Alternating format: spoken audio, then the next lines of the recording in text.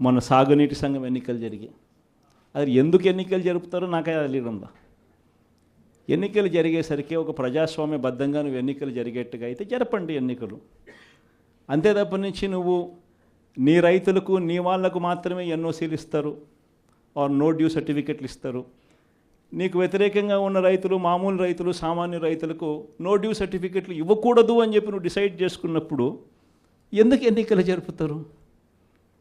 గ్రామ స్థాయిలో ఇవ్వాల్సిన, సచివాలయ స్థాయిలో ఇవ్వాల్సిన విఆర్ఓలు, సచివాలయ స్థాయిలో ఇవ్వాల్సిన నో డ్యూ సర్టిఫికెట్లు సచివాలయ స్థాయిలో ఇవ్వకుండా మండల స్థాయిలోకి వాళ్ళందరినీ తీసుకొని వెళ్ళి ఆ సచివాలయాల్లో ఎవరు విఆర్ఓలు లేకోకుండా మండలాల్లో ఉండేట్టుగా చేసి పోలీసులను కాపలా పెట్టుకొని చేతుల పైకి ఎత్తిచ్చి ఎన్నికలంట. ఎందుకు ఈ ఎన్నికలు జరుపుతారు? అది జరిగించి ఆ రకంగా ఎన్నికలు బుల్డోజ్ చేసి రైతులందరూ సంతోషంగా ఉండారు అని అంటారు.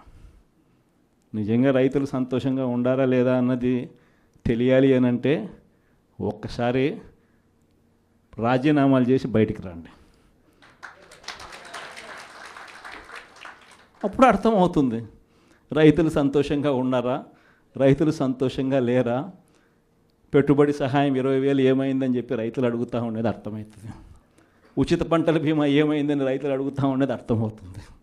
ఆర్బీకేలు ఎందుకు సరిగ్గా పనిచేయడం లేదని చెప్పి రైతులు అడుగుతూ ఉన్నది అర్థమవుతుంది.